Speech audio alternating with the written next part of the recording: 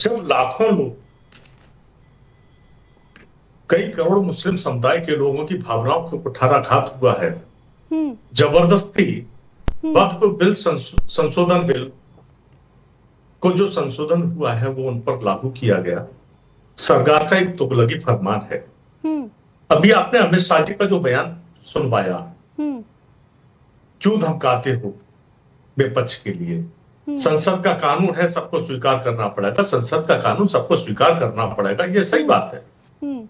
लेकिन संविधान में, हम्म। इस लोकतांत्रिक प्रणाली पर यह भी व्यवस्था है कि अगर कहीं दिक्कत है, किसी को कुछ परेशानी है या वो हम्म। स्वीकार नहीं करना चाहता, तो वो अपनी आवाज को हम्म। पुरजोर तरीके से रख सकता है।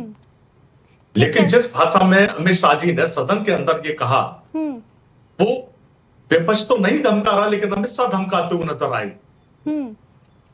ठीक है तेजस्वी यादव जी ने जो अनिल कहा, जी, अनिल शर्मा जी, लेकिन आप जैसा कह रहे हैं कि कोई कानून किसी पे थोपा नहीं जा सकता, सही बात है, थोपा नहीं जा सकता कोई कानून, उसके लिए सुप्रीम कोर्ट है, सुप्रीम कोर्ट में इस पूरे मामले की सुनवाई भी चल रही है। तो फिर ये मुद्दा ऐसे जोरों शोरों से उठाने का क्या तात्पर्य निकलता है, क्या मतलब निकलता है? याचिका पे याचिका तो आप ही लोग लेके गए थे सुप्रीम कोर्ट, जहां पर सुप्रीम कोर्ट ने केवल 5 याचिकाओं पर सुनवाई करने को सहमति दी थी।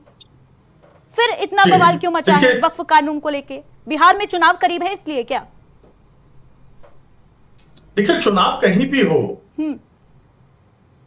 यह मसला नहीं है। आपको याद होगा 3 कृषि काले कानून जब इस सरकार लेकर आई थी, वो तीनों काले कानून को जब बनाया था, उस पर बैकफुट पर यह सरकार आई।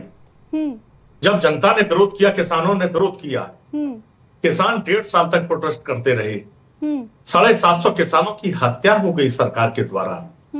किसानों की आवाज को दबाने के लिए हर पुरजोर कोशिश की गई, बैरिकेडिंग लगाई गई, जबरदस्त तरीके से सड़कों पर कीलें बिछाई गई।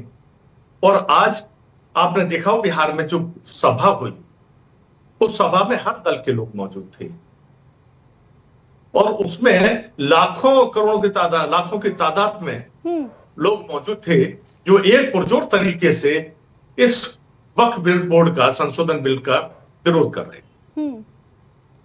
अब भारतीय